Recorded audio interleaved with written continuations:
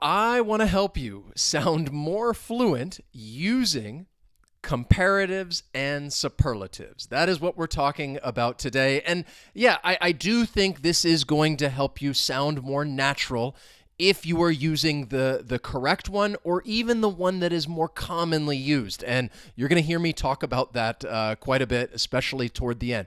Because in that case, you want to start thinking about, okay, what do most people use in this situation?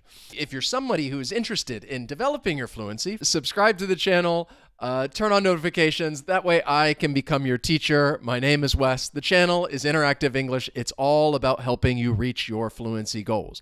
And to continue helping you reach your fluency goals, if you would like to get the lesson notes, click on that link down below in the description. Join my community. If you're already a part of it, check the inbox. I have sent them to you. So the first thing that I want to say, because this is more grammar, but also I think is going to help with both your speaking and writing and the way that you're using the language. Very quickly, just so you know, comparatives and superlatives, comparative adjectives compare one person or thing with another, and they really enable us to say whether that person or thing is more or less of a particular quality. Look at the example. My brother is taller than me. Taller, this is the comparative adjective in this case, comparing my brother and me. The superlative adjectives describe one person or thing is having more of a quality than basically all others in a group. My brother is the tallest in our family. So the tallest, that is the superlative. That my brother is the tallest among everyone in the family. So these are adjectives, comparatives, superlatives. We use them all the time in just casual conversation. So I think grammar-wise, I think it's pretty simple, pretty straightforward. The thing that becomes trickier would be the actual adjective that we're discussing and how you're going to use that in certain situations. And that's why I said this is more like a bit of a fluency hack to help you sound more like a native speaker, more natural. So if you want to follow up on like what are comparatives and superlatives, what are the rules that you should follow? I wanted to give a shout out to Woodward English, woodward.com. I think it's woodwardenglish.com. If you were to go on their website, you do find a lot of great graphics like this. They have resources for students and teachers. This is just one of them. And like I said, just wanted to give them a quick shout out if you're interested in figuring out, okay, comparatives and superlatives. When you have smaller, shorter words, a comparative, you're going to add that ER. With the superlative, you're going to add EST. Generally, with these two-syllable or longer words, you're going to add more for the comparative and most for the superlative. There are exceptions to these rules, and we are going to talk about some of those exceptions. But I just wanted to put this up there. I think this is a great visual going through some of the rules when it comes to comparatives, superlatives, how to form them, and make sure that you're actually using them correctly when you're speaking, but also writing, because there are some different rules when it comes to writing and the way you're spelling the word. But I don't want to spend too much time on this. This is a quiz lesson, so I want you to participate. I'm going to ask you some questions, and yeah, I'd want you to write them in the chat, in the comments. This is Interactive English. So let's begin with our first one, our first sentence. When we started the project, failure was the thing from our mind. So the adjective that we're talking about is far. Now, again, I'll go ahead and tell you that what form are you going to use? Comparative, superlative. The one thing that would give this away is the article the. When we're talking about the, it's very specific. So in this case, you're going to use the superlative. Was the thing from our mind. The reason why this is tricky, and I'll tell you in the moment, I'll give you a moment to try to think of some of the answers. So we're talking about the superlative, and it is a small word, so you are going to add the EST. All right, I'm giving you part of the answer, but I want you to try to recognize what is the correct word, because this is an irregular. This is an irregular superlative in this case. So what do you think? We're using far, the superlative, but I see some different answers in the chat, and this is exactly what I wanted to talk about. So you really have two choices. You could say farthest or furthest. Farthest or furthest. Those are both actually the forms that you could use with this, but I do think there is a distinction. And let me go ahead and give you the answer. So in this case, especially with this phrase, I would say furthest, the furthest thing from our mind. When we started the project, failure was the furthest thing from our mind. Here are some other collocations with furthest, saying that something is the furthest away or apart, or the furthest point, end, corner, furthest north, west, east, south, furthest from, or in this expression, furthest thing from one's mind. Now, some people were answering farthest. To follow up on that, this is taken directly from Cambridge as far as the superlative forms between farther, farthest, or further, furthest. So this is what I wanted to highlight. Farthest and furthest are superlative adjectives or adverbs. They are the irregular superlative form of far. We use them to talk about distance. So you could use either one to talk about distance. There is no difference in meaning between them. Furthest is more common than farthest. And that is the part of the lesson when I say trying to help you sound more natural, like what are most people going to say in this instance? If you said farthest, it is correct. You can use that. It's fine. However, I think most of the time, and myself included, especially with this phrase, I'm going to use furthest. That is the superlative I would use. I would say this is the furthest thing from my mind. Here are some other example sentences that they give you, but to emphasize this even further, I've mentioned this resource from time to time, talking about Ngram Viewer as a way of checking how frequent certain words and phrases are used. And if you want to know, okay, both of them are correct, both of them are accepted in both, American English, British English, Canadian English, Australian English, doesn't matter, all English varieties. But what do most people use in this instance? So you can compare the phrases furthest thing from my mind with farthest thing from my mind. And as you can see, furthest thing from my mind is more commonly used because it is a little more, I would say, abstract, because you're talking about your mental state. I definitely think you would use furthest. If we're talking about a physical actual distance, like an actual physical distance that you can measure, that is when I think people may use farthest in spelling F-A-R-T-H-E-S-T. But when talking about things that are more abstract, I definitely think further is used, in this case, the furthest thing from my mind. So I just want to point that out, that both of them are, correct. They're both accepted when talking about distance. But just as I pointed out right here, furthest is more common. It's more commonly used. So keep that in mind, and that's going back to the whole point of trying to help you sound a little more natural, and what makes this a bit more of an advanced lesson. Now, I know that I was trying to think of a plug to hit the like button, trying to use furthest thing from, and maybe that is not the furthest thing from your mind. You're thinking about that right now. If you enjoy these lessons, go ahead, hit that like button. It really helps us. Subscribe to the channel. Really just promotes the channel in general and helps me. Like I said, I was trying to think of a shameless plug for the channel using furthest thing from someone's mind.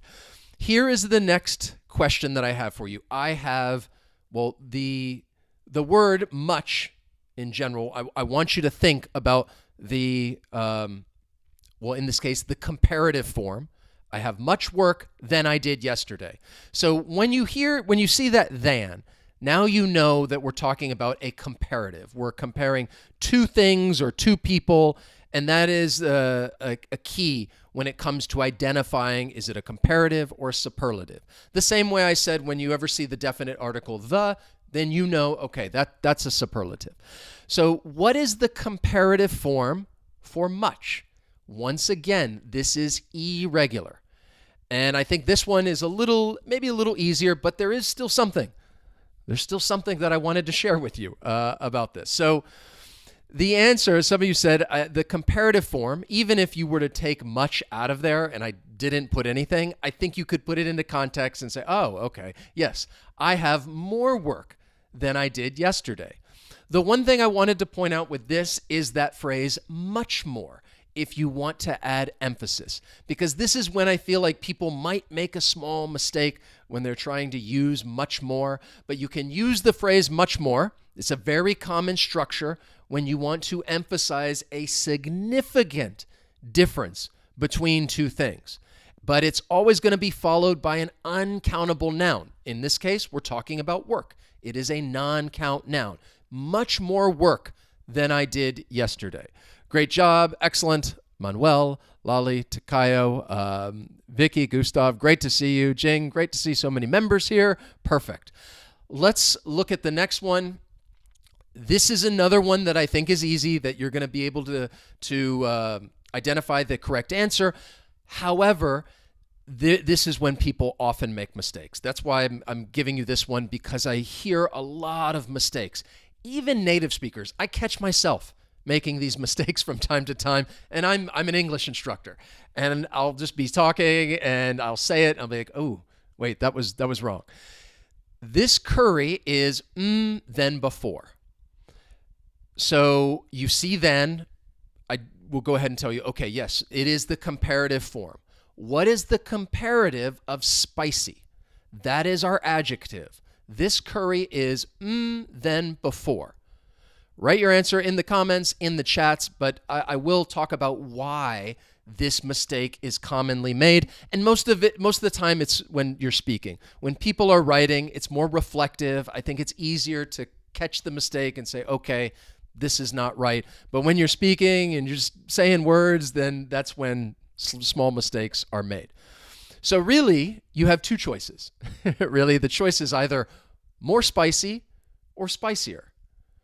What do you think? What are you going to use? Spicier or more spicy? So the correct answer, because I see both of them below, is spicier. When we have that Y, like spicy, the comparative form is spicier. Now, I say this is a common mistake. This is my note here, my personal note. Often people make a simple mistake using more with comparative adjectives that end in Y. So these are all two-syllable words that end in Y, but the comparative form, I mentioned some of those rules before, is always going to be IER. Spicy, spicier. Busy, busier. Happy, happier. Sunny, sunnier. Pretty, prettier. Silly, sillier. That is the comparative form. But I often hear, and like I told you, this is a small mistake. And I say that because I hear native speakers make mistakes like this. I told you, I will catch myself making mistakes like this. And I might say more spicy. And then I'll be like, oh, wait, that was grammatically incorrect. The reason why I think people use a phrase like more spicy is because it actually is a phrase that you could use, but not in the comparative. So for example, this is, I've taken this from Oxford Dictionary, I believe, and it's giving you the different meanings for more. And this is the one that I want you to keep in mind right here, is more as a determiner. And in that case, we're talking about a greater or additional amount. And you may hear more used with those adjectives that I just mentioned when you're talking about additional. So for example, here are some headlines. I don't know if you can see it, so I'll just read them to you. The first one says, do colder or warmer places eat more spicy or bland food? So you see this headline and your brain is automatically thinking, oh, more spicy. But it's not a comparative statement. It's just talking about additional, a greater amount of spicy food. Or the next headline, it says, one more sunny day before rainier weather returns. One more sunny day, an additional sunny day. So these sentences or these headlines, this is different than a comparative statement that I was showing you in this previous example. The courier is spicier than before. But when our brain reads and you listen and you hear these phrases used together, I think that is where the confusion sets in, not only among second language speakers, native speakers as well, because you do hear these words used together from time to time, but not as comparatives, more busy, more spicy, more sunny. And that is why when you end up, using it in the comparative form, your brain just reaches for that and it happens. But just to reiterate, because I want to drill this home, if we're talking about words that end in Y, two-syllable words, spicy, busy, happy, you're going to add that E-I-E-R, spicier, busier, happier, sunnier, prettier, sillier. So let's move to the next one. Which sentence is correct? What do you think? This was the most I can't speak today. I apologize. This was the most impossible mission. Number 2, her project was more perfect than mine. Number 3, this is, I should say that was a typo. It should say, this is the emptiest bottle I've ever seen. Of course, the way it's written right there, it's incorrect. But it should say, this is the emptiest bottle I've ever seen. And finally, gosh, man, what is with these typos?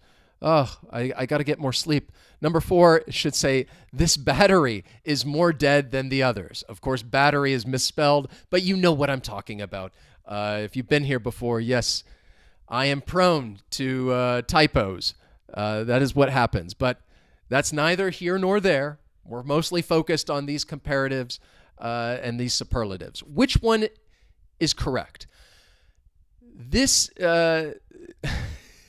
Which one is grammatically correct that you could actually use? And I'll go ahead and tell you it is a trick question.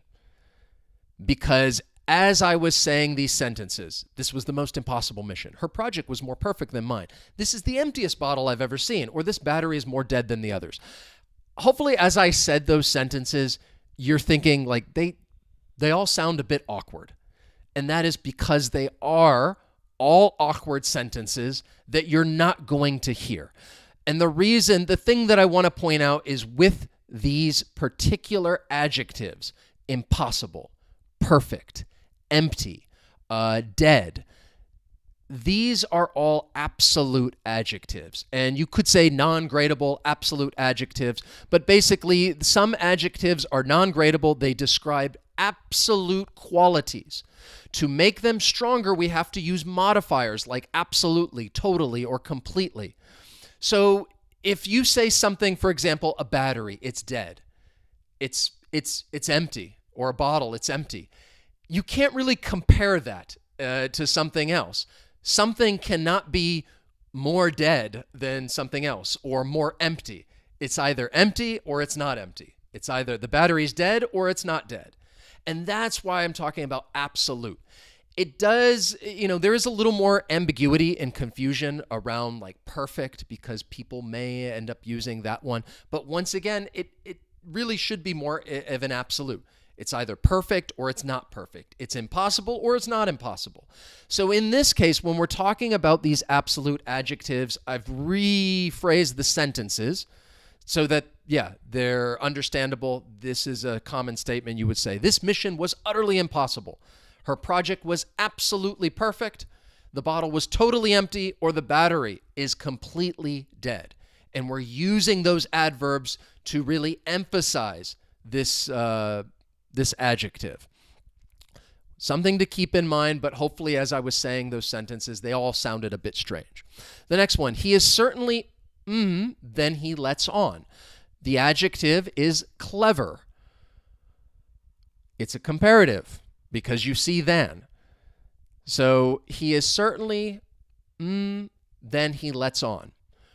I just told you that we're talking about the adjective clever as a comparative. So what are we going to use? More clever or cleverer? What do you think? Write your answer in the chat, in the comments. I'll give you a moment and then we'll look. I have a few like this. So clever is one of those where, we'll get into it in just a minute. So clever, the comparative form is cleverer. However, It is one of those adjectives, and there are others which I'm getting ready to share with you, that you could use either one. Both of them are considered acceptable. And I'm using a word like acceptable because sometimes I want to avoid like right or wrong. Acceptable is more just, do people use it? So you could say cleverer or more clever are both grammatically acceptable. He is certainly cleverer than he lets on. Or he is certainly more clever than he lets on. This is another time where we can go back to Ngram Viewer and see, okay, we have cleverer or more clever, which is commonly used. And as you can see, you are going to come across cleverer more than you would come across more clever. I'll give you my personal opinion, because when we're talking about Ngram Viewer, this is taking everything from written English. And as you know, speaking and writing are two different things. Personally, I feel like I would end up using more clever, and I think it's just because it's easier to say. Cleverer is a little challenging, even for me. You have the ER, so it's a little tricky. Grammatically, yeah, I think especially in writing, you're going to find that ER comparative. But I feel like if I'm speaking and I'm just using clever, I'd probably, I think he's more clever than I am. And I would use more. So following up on some of those words that are both of the forms are accepted, are okay, they're accepted. My question to you is, which is more commonly used? And this, I just keep saying the same thing over and over. This is what I'm talking about when I say helping you sound more natural, helping you sound more like a native speaker, because both of these forms are acceptable, but one of them is more commonly used than the other. So what would you say? How would you complete this sentence, even though both of them are okay? He is the gentlest person I know, or he is the most gentle person I know? Which one, I guess I could say, go with your gut. Which one sounds better to you? And then, of course, we're going to reference this. I'm going to share with you Ngram Viewer so that you know, okay, even though both of them are correct, this form is the one that I'm going to come across most of the time when I'm listening to a movie, a TV show, podcast, or I'm engaged in a conversation. He is the person I know, the gentlest person I know, or the most gentle person I know. I see some mixed responses in here. So which one is more common? In this case, we're going to use gentlest. He is the gentlest person I know. This is also probably what I would use. Of course, if somebody's gentle, they're just, easygoing. They're very caring when you might, taking care of somebody or something. And just comparing gentlest with more gentle, again, if you use either one, nobody's going to think, wait a second, that sounds awkward. You could use either one in conversation, it's fine, but just so you know, you're more likely to come across gentlest. And just wanting to reiterate that and kind of hammer it home, I've given you some sentences, and I'm just going to say the gentlest over and over again so you start to internalize it. He is the gentlest person I know. Or she used the gentlest tone to calm the nervous child. Of all the trainers, he takes the gentlest approach with beginners, and this soap is made for the gentlest skin types. Those are just some sentences using gentlest. How about the next one? Which is more commonly used? My former boss was humbler than my current one, or my former boss was more humble than my current one. If somebody is humble, if you're unfamiliar with this adjective, it has the same meaning as modest, somebody who does not brag or like, oh, I'm the best, I'm the greatest. So which comparative form do you think is more commonly used? Humbler or more humble? This is another one that, again, maybe you could do some research and you might find a source that says, no, this is the correct answer. I try to avoid some of those. I do think that, especially spoken English, you really think of it in terms of acceptable or not acceptable. So what do you think? Which one are you going to use? More humble or humbler? I see a lot of people. Wow, everybody's kind of going with more humble. All right, well, let's find out. So if we check out Ngram Viewer as to which one is more commonly used, humbler, you're going to come across that ER comparative. A lot of times, I know it's a 2-syllable word, but you're going to end up coming across that more often. This is another one I'm trying to think more and he is humbler than, I think I would use humbler.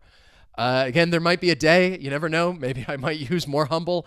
Again, you could switch it up from time to time. Both of them are okay, but keep in mind, you're more likely to come across humbler whenever you're using it as a comparative adjective. My boss was humbler than my current one. He chose a humbler lifestyle despite his success. Living abroad made her humbler than many of her peers. And the second apology sounded humbler than the first one. Here is the next one. I have a couple more for you. Which is more commonly used? Remote work is commoner than it was a decade ago, or more common than it was a decade ago. Which comparative form are you going to use? Now, this one, I'm gonna refrain from giving you my opinion before allowing you to answer which one you think is the better choice between commoner or more common. Remote work is than it was a decade ago. I think this statement is true. Many of you, it looks like you're going with more common as the more commonly used form. There's kind of a giveaway just in the question as I'm asking it to you. So yes, you're going to use more common. I do think this one is, I was going to say, again, coming across sites that I was actually surprised that commoner is even found that much. To me, it does sound slightly awkward. I can't really say if in other English varieties people may use it, but I would always go with like more common. Something is more common than something else. Remote work is more common than it was a decade ago, or mistakes are more common than people often admit. Anxiety has become more common than many experts anticipated, and electric cars are more common than traditional gas vehicles in some cities. More common, more common. Just keep thinking of that, more common. All right. The next one, which is more commonly used. Of all the changes, the color adjustment was the subtlest or more subtle. If you're unfamiliar with the word subtle, it just means like it's not readily noticeable. That it's not like a major change. It's very small. It's very slight. It's subtle. In case you're unfamiliar with the meaning of that adjective. So in this case, I'm saying that it wasn't a big adjustment, but the color adjustment was the, subtlest? Or was it the most subtle? We're talking about the superlative form in this case. This is not, I feel like commoner and more common. I do think both of these are used. It's just a matter of preference and really a matter of which one is more commonly used to help you sound more natural when you're having a conversation. So I do think a lot of people saying subtlest. Okay. All right. See another one most subtle in there. So for this one, it's really a tie. All right. When you put in most subtle or subtlest, this is another one. I was really thinking about it when I'm speaking. I probably would use both of them. It depends. I probably would lean more towards most subtle.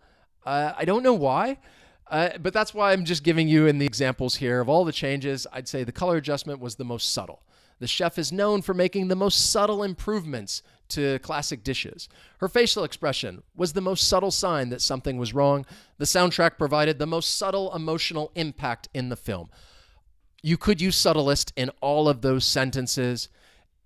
I think both of these are really, you're going to find them at about the same frequency. But me personally, I probably feel like I use the most subtle when talking about the superlative form. So I hope this was insightful, because we use comparatives and superlatives quite often in casual conversation, comparing two things or talking about the most of something among a group. And when it comes to these adjectives, they can be tricky, because as I just went through those last few, some of them both of them are correct. They're acceptable. and it's just a matter of which one is more commonly used. So check out the link in the description if you would like to get the lesson notes, join my community. If you enjoyed this lesson, you can let me know by hitting that like button. Thank you guys so much for joining me today. I hope you have a wonderful rest of the day, and I will see you next time for another lesson. Just give some quick shout outs. Thank you, Manuel, Lali, Takayo, Talal. Great to see you all. Hope you guys have a great one. And yeah,